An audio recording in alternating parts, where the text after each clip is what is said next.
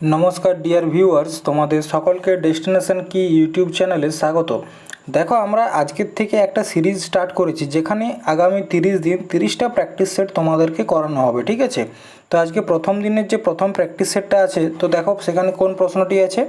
প্রশ্নটি হলো যে কোন পাহাড়টি মেঘালয় মালভূমির অংশ নয়। মেঘালয় মালভূমির অংশ নয়, ঠিক আছে। নীলগিরি পাহাড়, জয়ন্তিয়া পাহাড়, খাসি পাহাড় নাকি গারো পাহাড়। তো দেখো, মেঘালয়ের যে তিনটি গুরুত্বপূর্ণ পাহাড় আছে সেগুলি হচ্ছে কি জয়ন্তিয়া পাহাড়, খাসি এবং গারো, ঠিক আছে। এই তিনটে হচ্ছে কি মেঘালয়ের গুরুত্বপূর্ণ পাহাড়। সেক্ষেত্রে এখানে প্রশ্নটা হয়েছে কোনটি মেঘালয়ের পাহাড় নয়, ঠিক আছে। তাহলে সেটা হচ্ছে কি নীলগিরি পাহাড়, এটা কিন্তু মেঘালয়ের নয়। নীলগিরির অবস্থানটা যদি দেখো, নীলগিরির অবস্থানটা হচ্ছে ঠিক এরকম।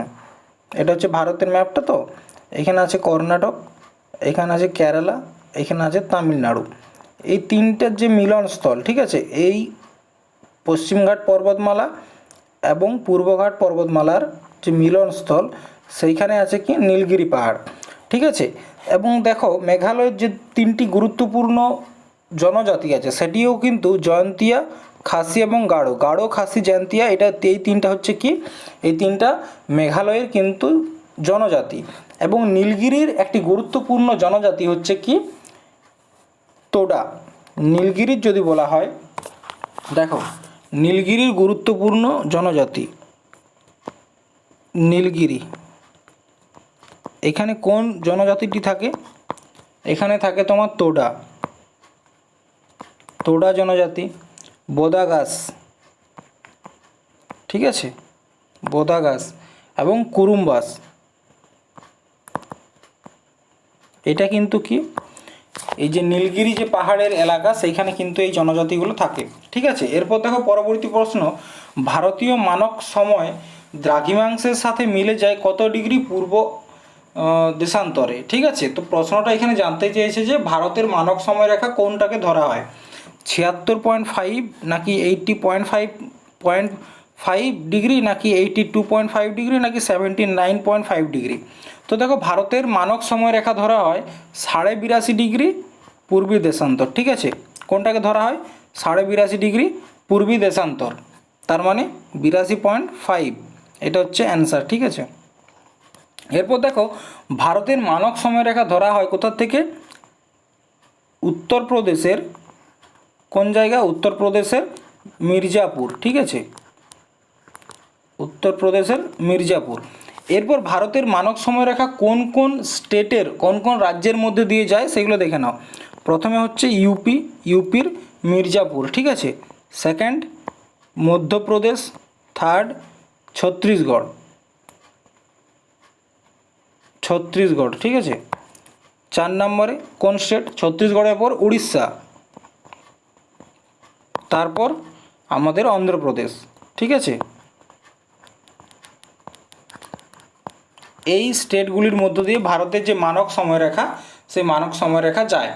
পরবর্তী প্রশ্নটি দেখো, আফগানিস্তানের সাথে ভারতীয় সীমান্তের দৈর্ঘ্য কত?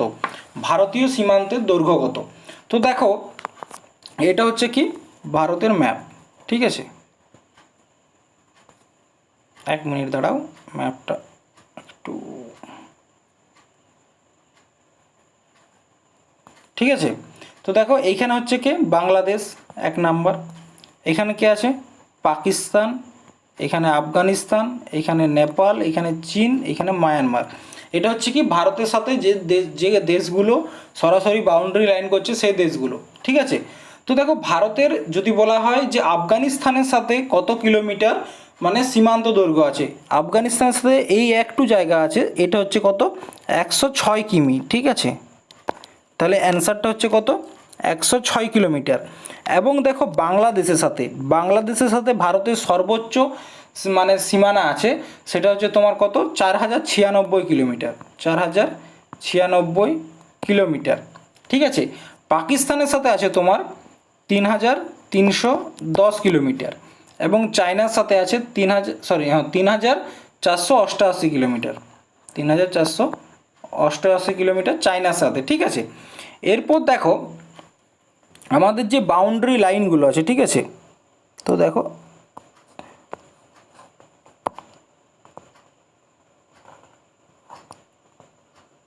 এক মিনিট, হ্যাঁ। তো দেখো বাউন্ডারি লাইন, এই যে পাকিস্তানের সাথে যে সীমানাটা আছে সেটাকে বলা হচ্ছে রেড ক্লিফ লাইন, ঠিক আছে। এবং চীনের সাথে যেটা আছে সেটা হচ্ছে ম্যাকমোহন, এটা হচ্ছে চীন পুরোটা, এটাকে বলা হয় ম্যাকমোহন লাইন, ম্যাকমোহন, এটা হচ্ছে রেড ক্লিফ।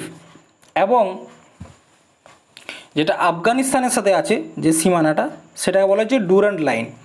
এরপর দেখো, ঠিক আছে, আরেকটা দেখো যে এলওসি এবং এলএসি, এ দুটো গুরুত্বপূর্ণ। এলওসি কি আর এলএসি কি? তো এলওসি এবং এলএসি দেখতে গেলে তোমাদেরকে আমাদের যেটা কাশ্মীরের ম্যাপ সেটা তোমাদেরকে ঠিকঠাকভাবে জানতে হবে, ঠিক আছে। এটা হচ্ছে আমাদের কাশ্মীর, ঠিক আছে। দেখো এই যে এরিয়াটা, এই এরিয়াটা কে দখল করে আছে? পাকিস্তান, ঠিক আছে। এটাকে বলা হচ্ছে পিওকে। তো এই যে বর্ডারটা এটাকে বলা হচ্ছে এলওসি, লাইন অফ কন্ট্রোল, ঠিক আছে। এবং আমাদের যে লাদাখের যে এই এরিয়াটা এটাকে দখল করে আছে চায়না, ঠিক আছে। তো এই যে এরিয়াটা এটাকে বলা হচ্ছে তোমার অক্সাই চীন। এবং এইখানে যে বাউন্ডারি লাইনটা তৈরি হচ্ছে তাকে বলা হচ্ছে তোমার LAC, line of actual control, ঠিক আছে। এটা কিন্তু মনে রেখো। পরবর্তী প্রশ্ন দেখো, অষ্টমুডির জলাভূমি কোথায় অবস্থিত? কর্ণাটক, তামিলনাড়ু, আসাম নাকি কেরালা? তো কোথায় অবস্থিত? কেরালাতে অবস্থিত, ঠিক আছে। এটা হচ্ছে অ্যান্সার। নেক্সট দেখো প্রশ্ন যেটা আছে, উদয়গিরি এবং খণ্ডগিরির বিখ্যাত গুহা কোথায় অবস্থিত? উত্তরাখণ্ড, উড়িষ্যা, ত্রিপুরা নাকি ছত্তিশগড়? তো উদয়গিরি এবং খণ্ডগিরি এই দুটি বিখ্যাত গুহা কোথায় অবস্থিত? এই দুটি বিখ্যাত গুহা অবস্থিত হচ্ছে তোমার উড়িষ্যাতে, ঠিক আছে। এই দুটো কোন রাজার আমলের ছিল? রাজা খরবেল, ঠিক আছে। রাজা খরবেল কলিঙ্গের রাজা ছিলেন, ঠিক আছে। এবং এই গুহগুলো কোন ধর্ম রিলেটেড? জৈন ধর্ম রিলেটেড, এটাও কিন্তু মনে রেখো, জৈন ধর্ম, ঠিক আছে।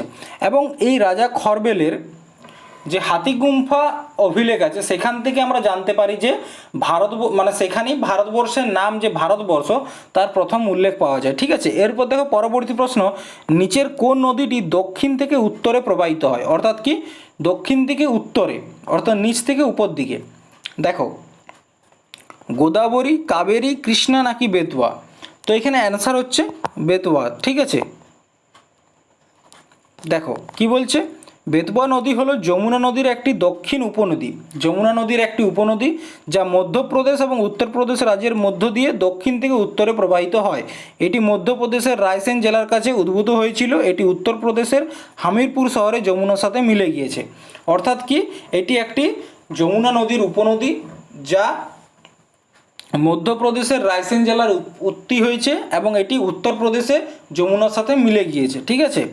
নেক্সট দেখো প্রশ্ন যেটা আছে সেটা হচ্ছে কি অমরকণ্টক থেকে যে দুটি প্রধান নদী বের হয়েছে সেগুলি কি কি? চম্বল এবং বেতওয়া নাকি চম্বল এবং সোন নাকি নর্মদা এবং সোন নাকি নর্মদা এবং বেতওয়া? দেখো এটা হচ্ছে কি অমরকণ্টক, ঠিক আছে। এই অমরকণ্টক থেকে এই দিকে যে নদীটি প্রবাহিত হয় তাকে বলা হচ্ছে নর্মদা। এবং এটা হচ্ছে কি ভারতের পশ্চিম বাহিনী একটি নদী। এবং উপর দিকে যেটি গঙ্গার সাথে মিলে গিয়েছে, ঠিক আছে, গঙ্গা নদীর সাথে যেটি মিশে গেছে তাকে বলা হচ্ছে সোন। তাহলে এখানে অ্যান্সার হচ্ছে কি নর্মদা এবং সোন, ঠিক আছে। এবং ভারতের যে পশ্চিম বাহিনী নদীগুলো আছে সেটা কিভাবে মনে রাখবে? দেখো সোমাতা, ঠিক আছে। এটা হচ্ছে কি সবরমতী, এটা হচ্ছে মান্ড নদী, এটা হচ্ছে নর্মদা এবং এটা হচ্ছে তাপ্তি, ঠিক আছে। এই চারটা নদী কিন্তু ভারতের পশ্চিম বাহিনী নদী। পরবর্তী দেখো কপিলধারা জলপ্রপাত কোন নদীর তীরে অবস্থিত? কপিলধারা জলপ্রপাত, ঠিক আছে। সরাবতী, নর্মদা, ইন্দ্রাবতী নাকি তাপি? তোমরা মনে রাখবে এই যে কপিলধারা জলপ্রপাতটি আছে এটি অমরকণ্টকের যে এলাকা সেইখানে অবস্থিত। অমরকণ্টকের নর্মদা নদীর ওপর গড়ে উঠেছে কোনটি? কপিলধারা জলপ্রপাত, ঠিক আছে। দেখো পরবর্তী প্রশ্ন কী আছে, এটা পলিটির থেকে, লোকসভায় ভোট দেওয়ার সময় প্রথম দফায় কে ভোট দিতে পারেন না? Speaker, cabinet, member of Lok Sabha নাকি কেউ না? তো দেখো যখন আমাদের লোকসভাতে ভোট হয়, ঠিক আছে, লোকসভাতে যখন ভোট হয় সেখানকার আমাদের যিনি হেড থাকেন তাকে বলা হয় স্পিকার, এবং প্রথম দফায় কিন্তু স্পিকার ভোট দিতে পারেন না, মতদান নিতে পারেন না। কারণটা কি, যখন লোকসভায় মানে কোনো একটা বিষয়ের উপর যখন ভোট হয়, তারপর যদি সেটা টাই হয়ে যায়, মানে দুটোর সমান সমান হয়ে যায়, সেক্ষেত্রে তখন স্পিকার ভোট দেয় এবং তারপর সেটা ঠিক হয়। ঠিক আছে, এরপর দেখো, লোকসভায় স্পিকার প্রথম দফায় ভোট দেন না, তবে তিনি টাইয়ের ক্ষেত্রে একটি কাস্টিং ভোট প্রয়োগ করতে পারেন। ঠিক আছে, কে ভারতীয় পার্লামেন্টের উভয় কক্ষের যৌথ অধিবেশন আহ্বান করেন? অর্থাৎ জয়েন্ট সিটিং। এখানে বলা হয়েছে কিসের কথা? জয়েন্ট সিটিংয়ের কথা। জয়েন্ট সিটিং কখন কখন হয়? কোনো একটা বিষয় যখন রাজ্যসভা এবং লোকসভার মধ্যে আন্ডারস্ট্যান্ডিং হয় না, মানে হয়তো লোকসভা কোনো একটা প্রস্তাবকে পারিত করে দিয়েছে কিন্তু রাজ্যসভা সেটা পারিত করতে চাইছে না, সেক্ষেত্রে কিন্তু যৌথ অধিবেশন হয়। এবং এটিকে কে আহ্বান করেন? যৌথ অধিবেশনের যিনি আহ্বান করেন তিনি হচ্ছেন কে? প্রেসিডেন্ট অফ ইন্ডিয়া, ভারতের রাষ্ট্রপতি। ঠিক আছে, এরপর দেখো, এটা হচ্ছে মেন কেসটা। কি বললাম? লোকসভা। লোকসভা কত নম্বর আর্টিকেল? আর্টিকেল 81। এবং রাজ্যসভা হচ্ছে আর্টিকেল 80। ঠিক আছে, এই 80 এবং 81-এর মধ্যে যখন ঝামেলা হয় তখন আর্টিকেল 51, ঠিক আছে, আর্টিকেল 51 কি করে? জয়েন্ট সিটিং অর্থাৎ আর্টিকেল 108-এর প্রয়োগ করে। ঠিক আছে, এটা কিন্তু মনে রাখবে। লোকসভা এবং রাজ্যসভা আর্টিকেল 80, লোকসভা আর্টিকেল 81, এই দুটোর মধ্যে যখন কোনো সমস্যা হয়, যখন কোনো কিছুতে মানে ওদের দুজনকার ঝামেলা হয়, তখন আর্টিকেল 51 অর্থাৎ ভারতের প্রেসিডেন্ট তিনি কি করেন? জয়েন্ট সিটিং ডাকেন। জয়েন্ট সিটিং কত? আর্টিকেল 108। ঠিক আছে, এরপর দেখো, অর্থ বিলের সংজ্ঞা ভারতীয় সংবিধানের কোন অনুচ্ছেদে দেওয়া হয়েছে? আর্টিকেল 56, আর্টিকেল 110, নাকি আর্টিকেল 252, নাকি 256? তো যে অর্থ বিলের সংজ্ঞা, মানি বিল, আর্টিকেল 110, এটা কিন্তু মনে রাখবে। ঠিক আছে, এরপর দেখো, সংবিধানের 274 অনুচ্ছেদ অনুসারে কর ব্যবস্থাকে প্রভাবিত করে এমন বিষয়গুলির পূর্বে কার সুপারিশ প্রয়োজন? Chairman of Rajya Sabha, union finance minister, নাকি প্রেসিডেন্ট, নাকি প্রাইম মিনিস্টার? তো দেখো, 274-এর যে অনুচ্ছেদ আর্টিকেল 274 অনুসারে যদি এমন কোনো বিল যেটা আমাদের ট্যাক্স ব্যবস্থাকে প্রভাবিত করে, সেক্ষেত্রে কার রেকমেন্ডেশন প্রয়োজন? আমাদের প্রেসিডেন্টের কিন্তু রেকমেন্ডেশন প্রয়োজন। ঠিক আছে, এরপর দেখো, এখানে একটা জিনিস বাকি রয়ে গেছে, সেটা হচ্ছে কি, এই যে জয়েন্ট সিটিং করার কয়েকটা নিয়ম আছে। জয়েন্ট সিটিং কিন্তু কোনো রকম সংবিধান সংশোধন, ধন বিধেয়ক এবং মহাভিয়োগ, এই তিনটা বিষয়ের উপর কিন্তু জয়েন্ট সিটিং করা পসিবল নয়। মানে এখানে জয়েন্ট সিটিং ডাকা যাবে না। কি কি বললাম? একটা বললাম তোমাদেরকে সংবিধান সংশোধন, কনস্টিটিউশনাল অ্যামেন্ডমেন্ট, আর কি ধন বিধেয়ক, মানি বিল, এবং মহাভিয়োগ, ইমপিচমেন্ট, এই তিনটা বিষয়ের উপর কিন্তু জয়েন্ট সিটিং হয় না। ঠিক আছে, এটা কিন্তু মনে রাখবে নোট করে। এরপর দেখো, according to article 274, prior recommendation of president is required to bill affecting taxation in which state are interested. ঠিক আছে, যে বিলে কোনো একটা আমাদের যে ট্যাক্সের যে প্রসেস, সেখানে যদি কোনো বিঘ্ন ঘটায়, সেক্ষেত্রে আমাদের প্রেসিডেন্টের রেকমেন্ডেশন প্রয়োজন। দেখো, 1191 সালে, ঠিক আছে, 1191 সালে মুহাম্মদ ঘোরি কোন শাসকের কাছে পরাজিত হন? ঠিক আছে, ঘটাবলা, মৌরিয়া, চহম্মনা, নাকি চালুক্য? তো 1191 সালে অর্থাৎ প্রথম তরাইনের যুদ্ধ, 1191 মানে ফার্স্ট তরাইনের যুদ্ধ। ঠিক আছে, ফার্স্ট তরাইনের যুদ্ধ কার কার মধ্যে হয়েছিল? পৃথ্বীরাজ চৌহান এবং মোহাম্মদ ঘুরি, এবং এখানে হেরেছিলেন কে? মোহাম্মদ ঘুরি। এবং এই পৃথ্বীরাজ চৌহান তিনি কোন বংশের ছিলেন? চহমন্না। ঠিক আছে, তো তিনি মোহাম্মদ ঘুরি যে ফার্স্ট তরাইনের যুদ্ধ 1191-এর, এটা 1191, ঠিক আছে, সেখানে তিনি কোন বংশের কাছে হেরেছিলেন? চহমন্না। কার কাছে? পৃথ্বীরাজ চৌহান। এবং সেকেন্ড তরাইনের যুদ্ধ কবে হয়েছিল? সেকেন্ড তরাইনের যুদ্ধ 1192, এবং এখানে কে হেরেছিলেন? পৃথ্বীরাজ চৌহান হেরে গিয়েছিলেন কিন্তু। পরবর্তী প্রশ্ন দেখো, দিল্লির দ্বিতীয় শহর সিরি কার দ্বারা নির্মিত হয়? পৃথ্বীরাজ চৌহান, আলাউদ্দিন খিলজি, ফিরোজ শাহ তুঘলক নাকি শের শাহ সুরি? তো দিল্লির যে দ্বিতীয় শহর সিরি শহরটির নির্মাণ কে করেন? আলাউদ্দিন খিলজি, খলজি বংশের আলাউদ্দিন খলজি। তিনি কি জন্য করেছিলেন এটা? তিনি মঙ্গল আক্রমণের থেকে বাঁচার জন্য, ঠিক আছে, মঙ্গল আক্রমণ তাদের হাত থেকে বাঁচার জন্য তিনি এই দ্বিতীয় শহরটি স্থাপনা করেছিলেন। এরপর দেখো, বাহমনি সালতানাত নিম্নলিখিত কোন নেতা দ্বারা প্রতিষ্ঠিত হয়েছিল? অর্থাৎ বাহমনি সালতানাতের যে বাহমনি সাম্রাজ্য তার সংস্থাপক কে? মোহাম্মদ ঘবান নাকি আলাউদ্দিন হাসান বহমান শাহ, মোহাম্মদ শাহ নাকি মোহাম্মদ বিন তুঘলক? তো দেখো, বাহমানি সালতানাত বা বাহমনি সাম্রাজ্যের সংস্থাপক হচ্ছেন কে? আলাউদ্দিন হাসান বহমান শাহ। এটা হচ্ছে অ্যান্সার। এনার কিন্তু আরও একটি নাম আছে, সেটা হচ্ছে কি হাসান গঙ্গু। তিনি এই নামেও পরিচিত, কিন্তু হাসান গঙ্গু, ঠিক আছে। এবং এই বাহমনি সাম্রাজ্যের শেষ যদি বলা হয় রাজা কে ছিলেন, শেষ কে ছিলেন, লাস্ট ছিলেন কালিমুল্লাহ।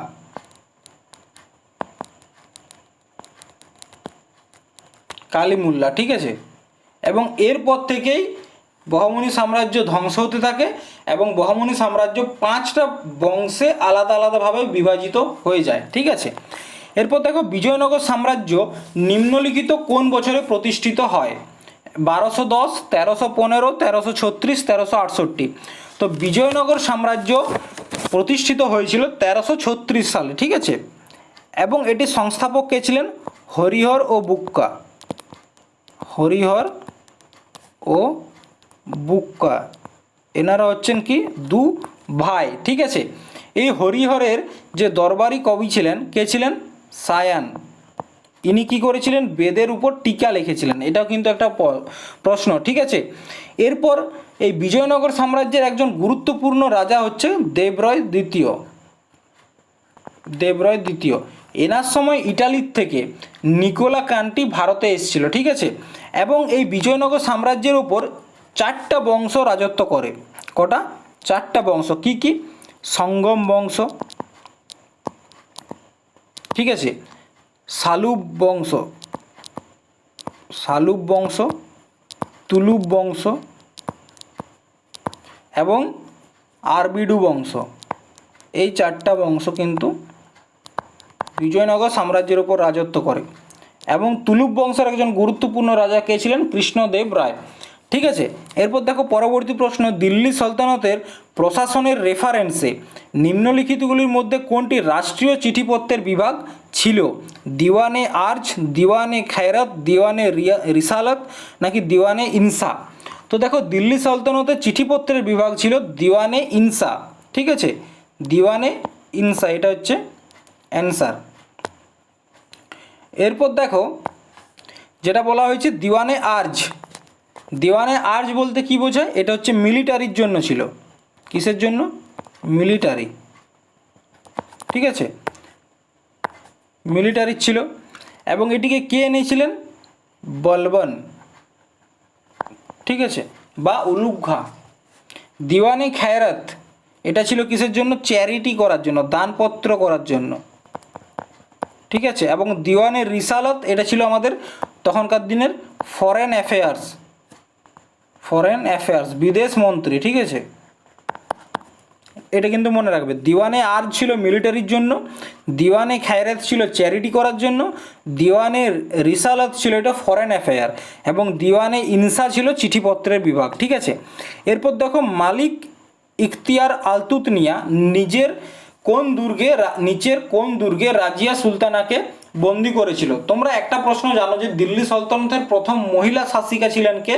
রাজিয়া সুলতানাকে কে বন্দি করেছিলেন? ইখতিয়ার আলতুতনিয়া। তিনি কি করেছিলেন? রাজিয়া সুলতানাকে যুদ্ধে হারিয়েছিলেন এবং তারপর তিনি তাকে বন্দি করেছিলেন। কোথায় বন্দি করেছিলেন? কুয়াইলা মুবারক ইন বাটিন্ডা, মানে এটা বর্তমানে এখন ভাটিন্ডাতে আছে। জায়গর ফোর্ট জয়পুরের জয়গড় ফোর্ট, নাকি গোলকোন্ডা দুর্গ, নাকি মেহেরগড় দুর্গ, ঠিক আছে। তো দেখো, মালিক ইখতিয়ার আলতুতনিয়া রাজিয়া সুলতানাকে কোথায় বন্দি করে রেখেছিলেন? যেটি বর্তমানে এখন ভাটিন্ডায় অবস্থিত, সেটা হচ্ছে কোনটা? সেটা হচ্ছে কোয়ালা মোবারক ইন ভাটিন্ডা। এই দুর্গে কিন্তু তিনি রাজিয়া সুলতানাকে বন্দি করেন এবং পরবর্তী ক্ষেত্রে তারা বিবাহ বন্ধনে আবদ্ধ হয়। ঠিক আছে, দেখো মালিক ইখতিয়ার আলতুতনিয়া ইনি কে ছিলেন? ভাটিন্ডা যেটা বর্তমানে পাঞ্জাবে অবস্থিত, সেই ভাটিন্ডার কে ছিলেন? গভর্নর ছিলেন। ঠিক আছে, এবং কোন বংশের ছিলেন? মামলুক বংশ, মামলুক বংশের ছিল। এবং তার সাথে যখন রাজিয়া সুলতানার যুদ্ধ হয়, তারপর রাজিয়া সুলতানাকে তিনি বন্দি করেন এবং পরবর্তী ক্ষেত্রে বিবাহে আবদ্ধ হয়। অনেকে বলেন যে রাজিয়া সুলতানা তার একজন বন্ধু মালিক ইয়াকুত, তার সাথে নাকি তার সম্পর্ক ছিল রাজিয়া সুলতান। ঠিক আছে, অনেক ঐতিহাসিক এটি বলেছেন। এরপর দেখো দিল্লি সালতানাতের আমলে তবকাত ই নাসিরি কে রচনা করে? দিল্লি সালতানাতের আমলে তবকাত ই নাসিরি কে রচনা করেন? হাসান নিজামি, আমির খুসরো, মিনাজুজ সিরাজ নাকি জিয়াউদ্দিন বারানি? তো কে এটি রচনা করেন? মিনাজ উজ সিরাজ। ঠিক আছে, এটা হচ্ছে অ্যান্সার। এবং আমির খুসরোকে কী বলা হয়? ভারতের তোতা পাখি। এটাও কিন্তু মনে রেখো, ভারতের তোতা পাখি, ভারতের তোতা পাখি। ঠিক আছে, এরপর দেখো কে বলবন উপাধি ধারণ করেছিল? কবির খান, ফরিদ খান, উলুগ খান নাকি আয়াজ খান? তো বলবন উপাধি কে করেছিলেন? উলুগ খান। ঠিক আছে, ইনি একটি নীতি প্রচলন করেছিলেন, কি? রক্ত ও লৌহ নীতি, রক্ত ও লৌহ নীতি। ঠিক আছে, এনার একজন প্রমুখ কবি ছিল কে? আমির খুসরো। এবং এনাকে কি বলা হয়? ভারতের তোতা পাখি। ঠিক আছে, এরপর দেখো পরবর্তী প্রশ্ন, চেঙ্গিস খানের অধীনে মঙ্গল কার রাজত্বে ভারত আক্রমণ করেছিল? অর্থাৎ ভারতে কার রাজত্বকালে চেঙ্গিস খান আক্রমণ করেছিলেন? বলবন, ফিরোজ তুগলক, ইলতুতমিশ নাকি মোহাম্মদ বিন তুগলক? দেখো চেঙ্গিস খান অর্থাৎ মঙ্গল শাসক চেঙ্গিস খান ভারতে আক্রমণ করেছিলেন ইলতুতমিশের সময়। তিনি একজনকে ধরার জন্য ভারতে এসেছিলেন। ঠিক আছে, তিনি কে? জলালউদ্দিন মঙ্গবাইনি। ঠিক আছে, জলালউদ্দিন মঙ্গবার্নি। কার জন্য? জলাল উদ্দিন মঙ্গবার্নি। ঠিক আছে, এনাকে ধরার জন্য কিন্তু চেঙ্গিস খান ভারতে এসেছিলেন। ঠিক আছে, এবং ইনি কি করেছিলেন? ইনি ইলতুতমিশের কাছে এসেছিলেন সাহায্যের জন্য, নিজেকে লুকিয়ে রাখার জন্য। কিন্তু ইলতুতমিশ দেখেছিলেন যে চেঙ্গিস খান যদি জানতে পারে তারপর ভারতের কি অবস্থা হতে পারে, তার জন্য তিনি কিন্তু তাকে সহায়তা করেননি। দেখো পরবর্তী প্রশ্ন, কাকে স্থাপত্যের রাজা বলা হয়? জাহাঙ্গীর, ঔরঙ্গজেব, শাহজাহান নাকি আকবর? তো স্থাপত্যের রাজা বলা হয় কাকে? শাহজাহানকে, কারণ তার সময়কালে ভারতে প্রচুর পরিমাণে যে স্থাপত্য আর্কিটেকচার তার কিন্তু ডেভেলপমেন্ট হয়। পরবর্তী প্রশ্ন দেখো, নিচের কোন রাজ্যে হারেলি উৎসব পালিত হয়? উড়িষ্যা, মধ্যপ্রদেশ, পাঞ্জাব নাকি ছত্তিশগড়? দেখো এখানে একটা তোমাদের কনফিউশনের জায়গা থাকে যে হারেলি আর হরেলা, আর একটা হচ্ছে কি হরেলা, এই দুটো ফেস্টিভ্যাল নিয়ে তোমাদের কিন্তু কনফিউশনটা হয়।